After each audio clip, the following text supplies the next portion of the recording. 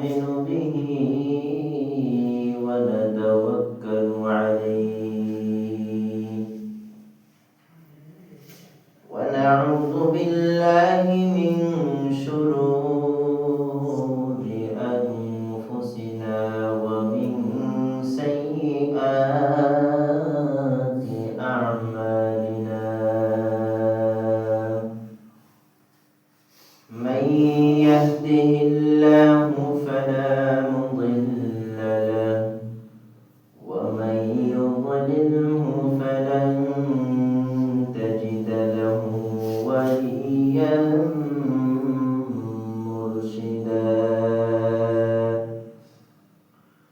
ونشهد أن لا إله إلا الله وحده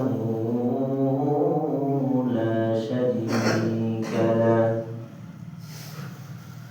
ونشهد أن سيدنا وسندنا وحبيبنا وحبيب ربنا وطبيب قلوبنا ومولانا محمدا عبده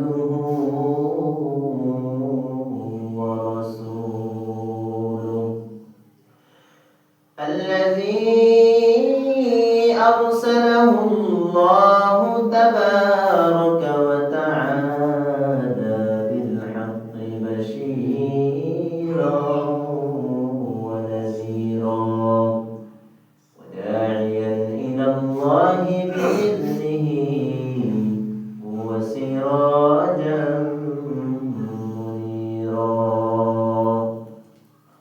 أما بعد فأعوذ بالله من الشيطان الرجيم بسم الله الرحمن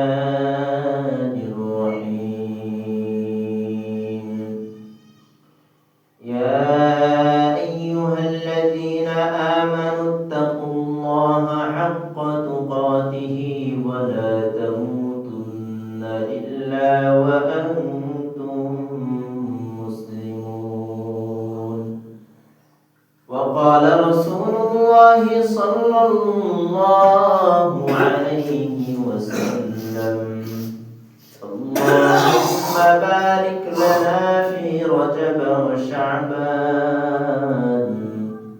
وبلغنا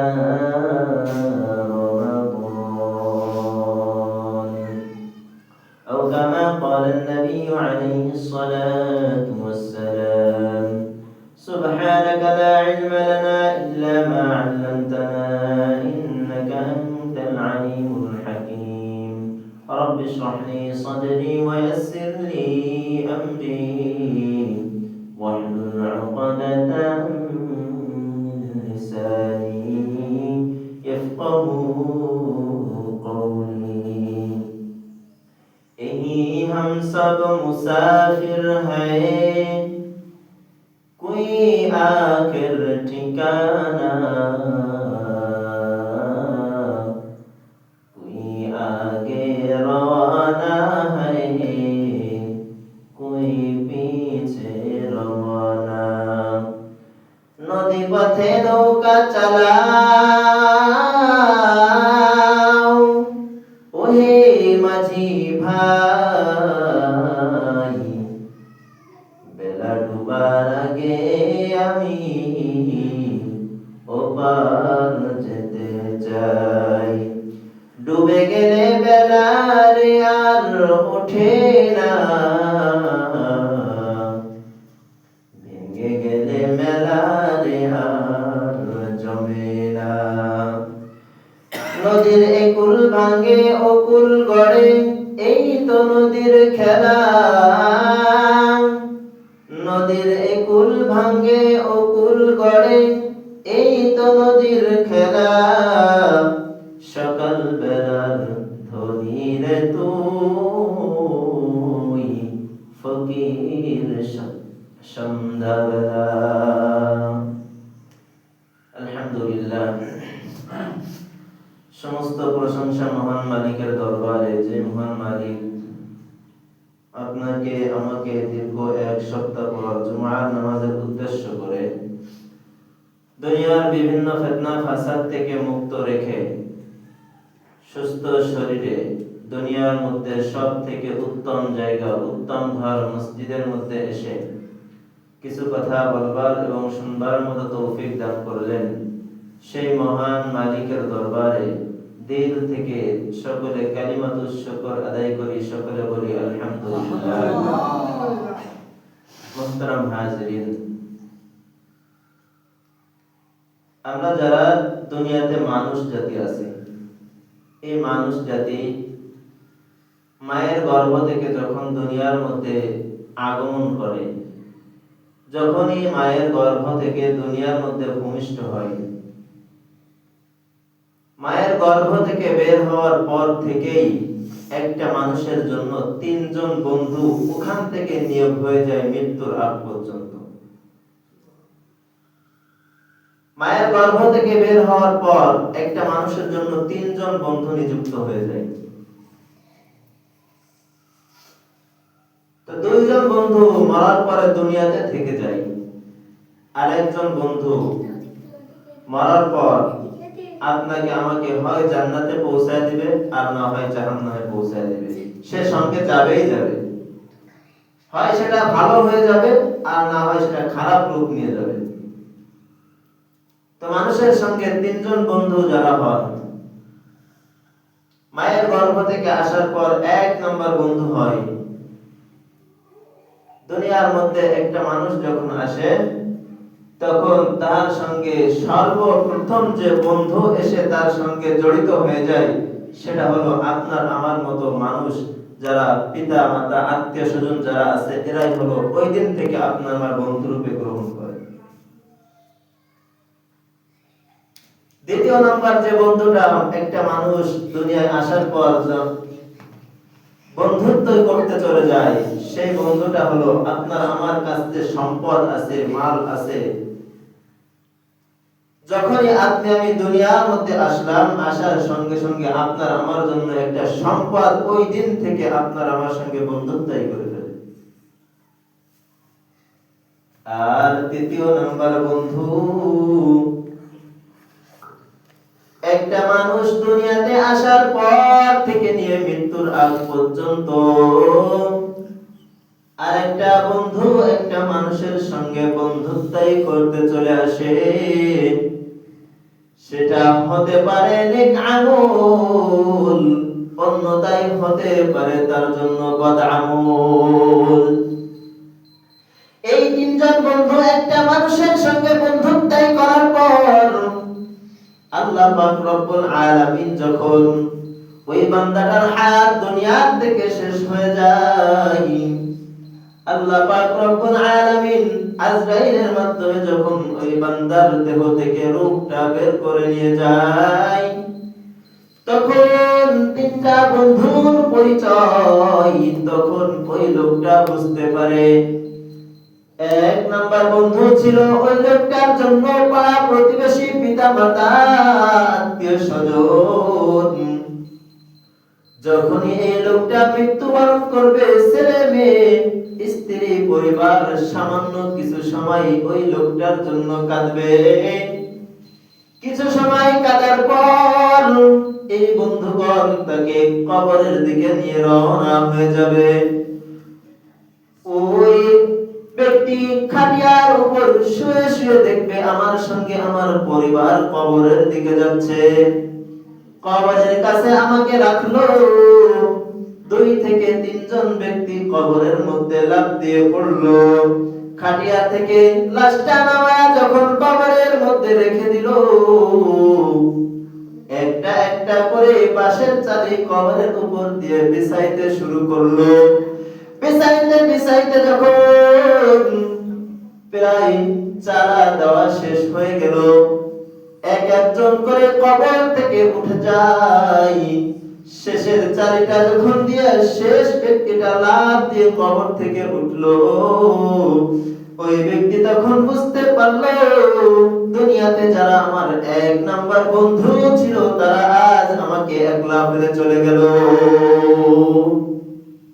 অতএব বন্ধু কোনো কাজে আসলো না। দ্বিতীয় নাম্বার, একটা মানুষের জন্য যে বন্ধুটা নিযুক্ত হয়, আপনি আমি দুনিয়া দুনিয়া করতে করতে, সম্পদ উপার্জন করতে করতে যদি পাহাড় সমপরিমাণ সম্পদ অর্জন করে ফেলি, আপনার আমার দেহ থেকে যখন রূহটা বের হয়ে যাবে,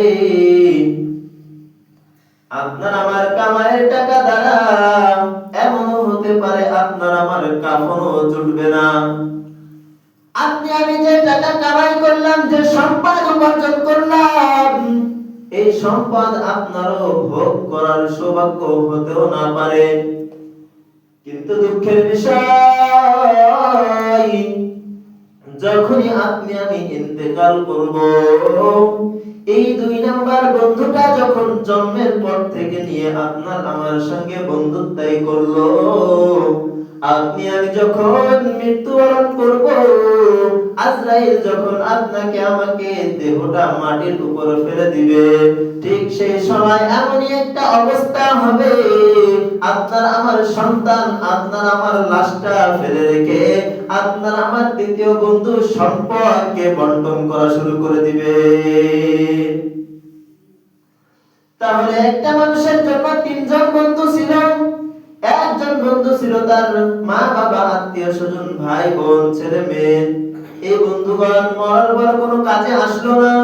দ্বিতীয় নম্বর বন্ধু ছিল আপনার আমার সম্পদ। মরার পর এই সম্পদ আপনার আমার কোনো কাজেও আসলো না। এখন বাকি আছে তৃতীয় নাম্বার বন্ধু। সেটা হতে পারে নেক আমল, হতে পারে বদ আমল। দুনিয়াতে যদি আপনি আমি এই নেক আমল বন্ধুকে যদি সৎ কাজে নিযুক্ত করতে পারি, হাসরের ময়দানে এই নেক আমল আপনাকে আমাকে জান্নাত পর্যন্ত পৌঁছে দিবে। 2টা বন্ধু দুনিয়া থেকে বিদায় নিয়ে চলে গেল। তৃতীয় নাম্বার বন্ধু, যখনই আপনি আমি মৃত্যুবরণ করব, এই বন্ধুটা শুধু কবর পর্যন্ত যাবে তা নয়, আজরাইল যখন জানটা কবজ করার জন্য আসবে, এই নেক আমলটা আজরাইলের মোকাবেলা করে বলবে, ঠিকমতো ঘুমাইতে পারে নাই, আমাকে উপার্জন করতে গিয়ে, আমার সঙ্গে বন্ধুত্বই ঠিক রাখতে গিয়ে ঠিকমতো ঘুমাইতে পারে নাই, ঠিকমতো খাইতে পারে নাই, ভালো উপার্জন করতে পারে নাই, এজন্য আমার সঙ্গে বন্ধুত্বই হয়েছে। ও আজরাইল, আমি নেক আমলের সঙ্গে যখন বন্ধুত্বই হয়েছে, এই বান্দার জান কবজ করবে, এই বান্দা যেন টের না পায়। মরণের সময় বন্ধুর মোকাবেলা। যখনই আপনি আমি মৃত্যুবরণ করলাম, যখনই কবরের মধ্যে রেখে চলে আসবে, 2 জন ফেরেশতা কবরের মধ্যে চলে আসবে। 2 জন ফেরেশতা আসিয়া আপনার আমার দেহটাকে বসায়া এবার প্রশ্ন করতে শুরু করে দেবে, মান রব্বুকা, তোমার রব কে? মান দীনুকা, তোমার দিন কি?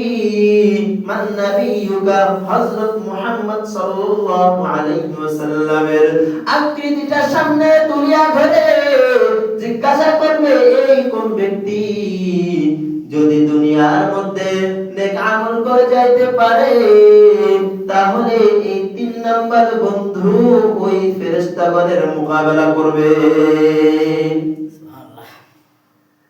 যদি 3 নাম্বার বন্ধুর সঙ্গে যদি দুনিয়ার মধ্যে খারাপ আচরণ করে দুনিয়ার থেকে বিদায় নিয়ে যাও, হাসরের ময়দানে এই 3 নাম্বার বন্ধু বদ আমল ফেরেশতাদের মোকাবেলা করবে না। ফেরেশতাদেরকে বলবে, ও ফেরেশতাগণ, তোমাদের প্রশ্ন করার কোনো প্রয়োজন নাই। আল্লাহ পাক রব্বুল আলামিন একে দুনিয়ার মধ্যে পাঠাইছিল নেক আমল করার জন্য। সামান্য কিঞ্চিত পরিমাণ সময় দুনিয়ার মধ্যে দিয়েছিল। এই ব্যক্তি নেক আমল তো করে নাই, বরং নিজেও গুনার কাজ করেছে, অপর ভাইদেরকেও গুনাহে উৎসাহিত করেছে। বদ আমল ফেরেশতাদেরকে ডাক দিয়ে বলবে, ফেরেশতাগণ, তোমাদের প্রশ্ন করার দরকার নাই, তোমরা চলে যাও, চলে যাও। ফেরেশতাগণ বলবে, কেন? আমাদের তো প্রশ্ন করার জন্য পাঠাইছে, বলে তোমরা প্রশ্ন করে তোমাদের সময় অপচয় করার প্রয়োজন নাই।